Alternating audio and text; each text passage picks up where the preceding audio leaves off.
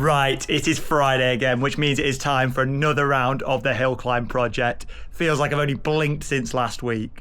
And after last week's utter disaster, my bike's broken. Now my gears aren't working. It's time for redemption. I've swapped back to my trusty, reliable 105 cassette, which hopefully won't miss a beat. And the old ZDTO one has found itself firmly in the box of shame. This week, we're going up a really, really short course, one of the shortest in the series. It's only actually 800 metres in length, and it's one known as Smith Lane. So despite its short nature making it seem like it's going to be easier, it is going to actually be a brutally explosive effort.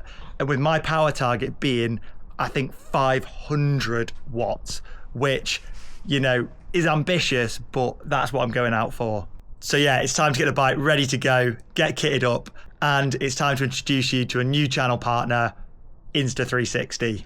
Insta360, who are supporting this video, have sent me their new Go 3S action camera, which is just about the lightest action camera you can buy. Ideal for shooting POV footage during my hill climbs. And it's not just a little tiny camera pod that's ultra lightweight. The whole magnetic mounting ecosystem saves a ton of weight too. And it's really, really quick and simple to just snap the camera onto my chest and I'm ready to go and film. The whole setup weighs in at just over 100 grams, a whole 220 grams lighter than my old Hero 13 setup, where I had to wear a big bulky chest mount. And considering I've not got a big bulky chest mount on, it's gonna be more aero too. Now, all the on-bike footage in this video will be shot on my Go 3S, so you can see the quality just for yourself. If you do want an ultralight camera to film your own rides, if you're quick, Insta360 are actually having a summer sale until June the 9th. So using my links below, you can actually save yourself a ton of money on all the gear I'm using to film this content.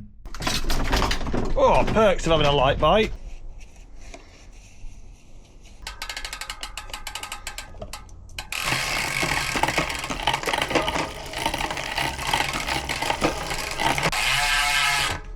As those of you who watched last week's episode would know, I've now swapped over to this old 105 cassette at the rear. Despite maybe being able to say that I don't learn my lessons, I've actually ordered another AliExpress cassette. This time it's not quite as aggressively light, but it is still pretty impressive. However, I'm not going to touch aluminium teeth again. This one's a pure steel cassette. If you're interested in seeing that new cassette, get yourself subscribed down below so you don't miss the next video. Now to talk strategy. Looking at the profile on VeloViewer then, you can see that it starts really, really steep, but it actually tapers off towards the top with a short slight punch to the line.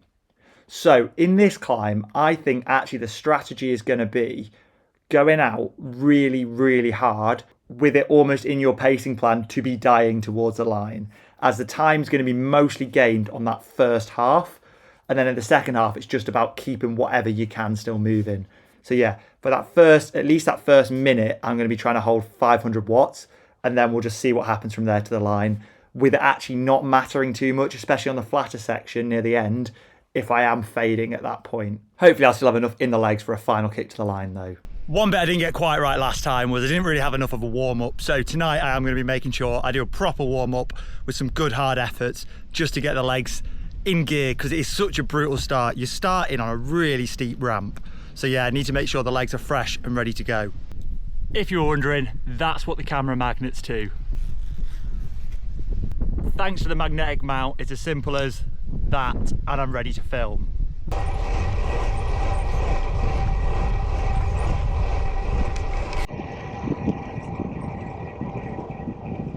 Right, well that's a good warm-up done. I've got about 10 minutes till I start now.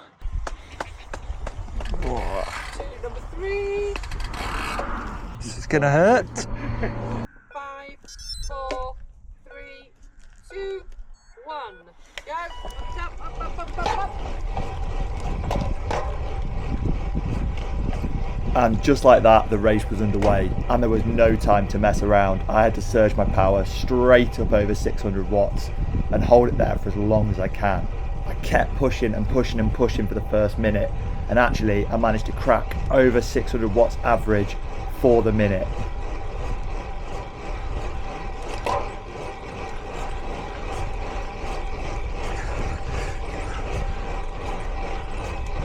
It was really starting to hurt now, but the gradient was still steep, so I had to keep pushing.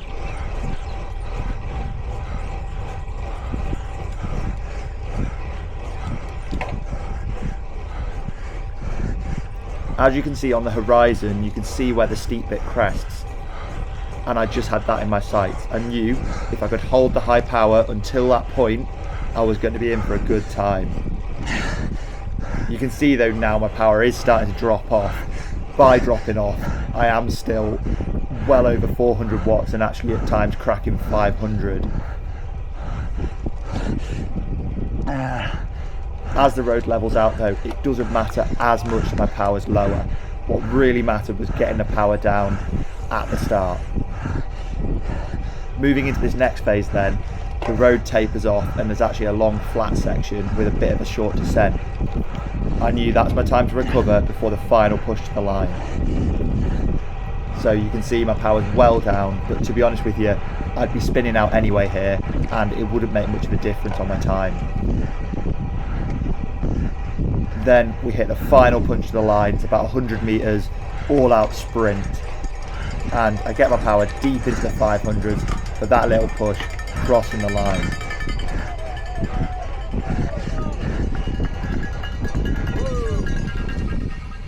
One great thing about the new camera is it makes doing overlays like this so much easier than my old setup. It's literally like 2 clicks of a button on their app and we're good to go. 2:01 cracking time, mate. Well done. Cheers. Right, we're all finished now. We did 2:01 in the end, which is agonisingly close to that 2-minute mark, but the legs did feel really good and the power was there. Will it be enough to win? Well, I was only third rider off, so there's still a lot of people to go, and looking at some of the times in the past, I think I might miss it by a second or two, but yeah, still pretty proud of that effort considering I'm not used to doing rides so short.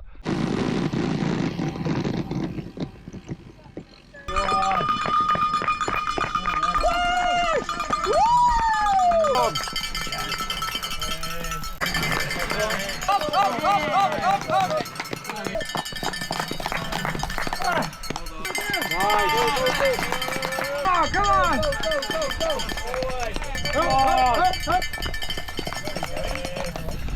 Well, it was a very, very fine margin of only about a second in it, but I got the win again. Absolutely buzzing with that. And who knows, maybe the aerodynamics and weight saving of my Go 3S, maybe that was enough to make the difference. I'll tell myself that anyway. Oh yeah, smashing it up at the start though felt absolutely incredible. Genuinely felt like when you see Van der Poel smashing it up into Siena at Strada. Think I need to contact Lanterne Rouge to see if I'm allowed to call that one thermonuclear. I think I peaked over 700 watts, so you know, not far off. Now we're all back from the race, having a look at my power on intervals. You can see that I've absolutely blown my 1 minute and 2 minute PBs out the water. For 1 minute, I've managed to average over 600 watts, and I did crack that 500 mark for my 2 minute power, averaging 502 watts for 2 minutes, which I'm so happy about. I thought I wasn't going to quite get it when I dropped my power in the middle of the climb, but yeah, the numbers are really looking good. All the VO2 max and strength training I think is really paying off and actually massively helping me on these shorter, punchier efforts. Next week, we're back at the long climbs though, with round 2 up the Cat and Fiddle. So completely different effort, far more threshold, but we'll see if I can get a better time up there because I was a little bit disappointed with my performance last time. Get yourself subscribed down below to make sure you don't miss that video. And if you enjoyed it, make sure also to give this video a thumbs up. It really helps with the algorithm. If you want to get your own camera, just like I've used to shoot all this video, either an Ace Pro 2 or a Go 3S, Insta360 have still got their summer sale on till the 9th of June. It's all linked in the description. Once again, thank you so much to Insta360 for supporting the content, and I'll see you all in the next one.